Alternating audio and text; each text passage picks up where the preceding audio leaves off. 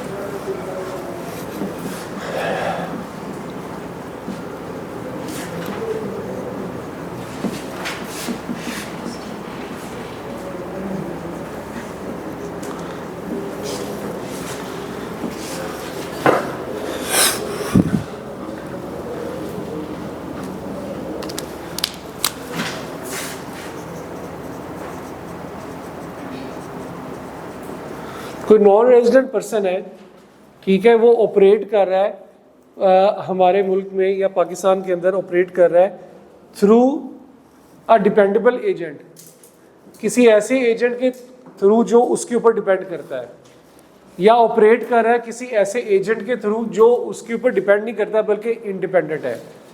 Independent agents कौन से होते हैं? लाइक स्टॉक एक्सचेंज के ब्रोकर्स, ठीक है, स्टॉक एक्सचेंज के ब्रोकर्स जो है वो आपके ऊपर डिपेंडेंट नहीं होते, आप उनसे शेयर्स खरीदें या ना खरीदें एक ही बात है। तो वो आप कहेंगे जी हम आपसे शेयर नहीं खरीदते, वो कहेंगे ठीक है आप नहीं खरीदे कोई और खरीदेगा, तो इंडिपेंडेंट एजेंट वो होते हैं।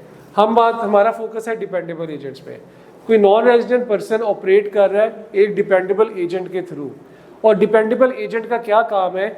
वो इसके बिहाफ पे कॉन्ट्रैक्ट्स को एग्जीक्यूट कर रहा है, वो इसके बिहाफ पे क्या कर रहा है? कॉन्ट्रैक्ट्स को एग्जीक्यूट कर रहा है, सेल कर रहा है, परचेज कर रहा है, खरीदारी कर रहा है, ठीक है, और डिफरेंट एक्विजिशंस कर रहा है, एसेट्स एक्वायर कर रहा है, किसके बिहाफ पे?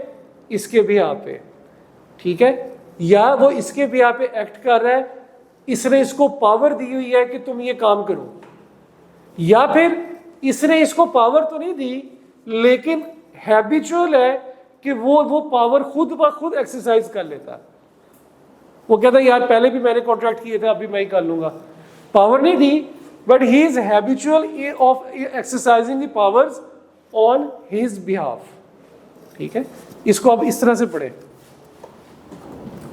अ पर्सन एक्टिंग इन पाकिस्तान, कोई पर्सन एक्ट कर रहा है in Pakistan, dependable agent acting in Pakistan on behalf of the person, किसी और के बिहाफ पे, herein referred to as the agent other than the agent of independent status, independent agent के अलावा, independent agent के अलावा, in the ordinary course of the business if the agent, कोई person, ये देखें पर्सन जो एक्ट कर रहा है इसके बिहाफ पे इंडिपेंडेंट एजेंट के अलावा, इंडिपेंडेंट एजेंट के अलावा क्या है जी? If the agent has and habitually exercise an authority to conclude contracts on behalf of the other person, उसके पास पावर है या आदतन वो इस पर्सन के बिहाफ पे कॉन्ट्रैक्ट्स को एग्जीक्यूट कर रहा है, ठीक है, और habitually plays the principal role leading to the conclusion of the contracts that are routinely concluded without material modification by the persons, ठीक है, और वो उन कॉन्ट्रैक्ट्स को कंक्लूड कर रहा है और एग्जीक्यूट कर रहा है। और वो कॉन्ट्रैक्ट्स किस तरह के हैं? And these contracts are in the name of the person, उस पर्सन के नाम पे होंगे, for the transfer of the ownership और for the granting of the right to use property owned by that person और that the enterprise has the right to use, और for the provision of services by that person. ये जो that person की बात कर रहा है ना, उससे बड़ा ये है, यानी कि वो जो आपका एजेंट है वो कॉन्ट्रैक्ट्स एग्जीक्यूट कर रहा है ये कह के कि फलाना बंदा आपको सर्विसेज देगा, फलाना बंदा एसेट एक्वायर कर रहा है, ठीक है, तो ये सारे कॉन्ट्रैक्ट्स वो एग्जीक्यूट कर रहा है। तो इसका मतलब ये कि इस पर्सन की पाकिस्तान के अंदर क्या है, परमानेंट एस्टेब्लिशमेंट है। इस पर्सन की पाकिस्तान में परमानेंट एस्टेब्लिशमेंट, यानी कि वो खुद ऑपरेट नहीं कर रहा, किसी डिपेंडेबल जो है वो पर्सन के थ्रू ऑपरेट कर रहा है, और डिपेंडेबल पर्सन ये वाले कॉन्ट्रैक्ट्स कर रहा है। Has no such authority but habitually maintains a stock in trade or other merchandise from which the agent regularly deliver goods or merchandise on the behalf of the other person। ये वही वाली बात कि वो habitually उसके ऊपर act कर रहा है। Any substantial equipment installed or other asset or property capable of acting giving rise to income, कोई भी इक्विपमेंट इंस्टॉल कर लिया, कोई भी एसेट बना लिया या प्रॉपर्टी कर ली है, तो वो भी परमानेंट एस्टेब्लिशमेंट के अंदर ही फॉल करेगी। ये जो जी पॉइंट है ना, ये भी थोड़ा सा टेक्निकल है, टाइम तो हो गया लेकिन ये मुझे बताना पड़ेगा आपको। सिंपल ये बात है, मैं आपको वैसे एक्सप्लेन कर देता हूँ, इसकी इंग्लिश आप लोग याद कर लीजिएगा कि अगर एक पर्सन है ए, बी और सी, ये तीन पर्सन हैं, ये तीनों एसोसिएट है पहली बात, और ये तीनों ऐसे प्रोडक्ट्स बना रहे हैं जो एक दूसरे के लिए इस्तेमाल होते हैं।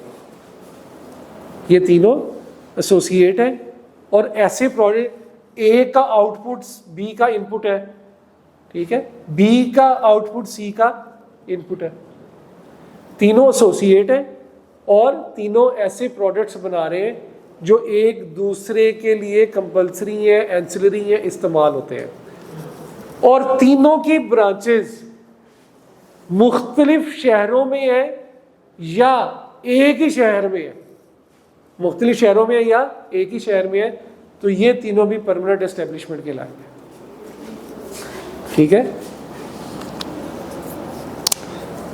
किसी और लोकेशन में पाकिस्तान में उनकी ब्रांचेस हैं, या कराची में है तो कराची में ही है, लाहौर में ही है तीनों, या एक लाहौर में बैठा है, एक सिंध में बैठा है, एक बलूचिस्तान में बैठा है, लेकिन शर्त क्या है कि तीनों एसोसिएट है और तीनों जो है वो ऐसी प्रोडक्ट्स बना रहे हैं जो एक दूसरे के लिए इस्तेमाल की जाती हैं और एक दूसरे के कोहेसिव बिजनेस ऑपरेशंस हैं।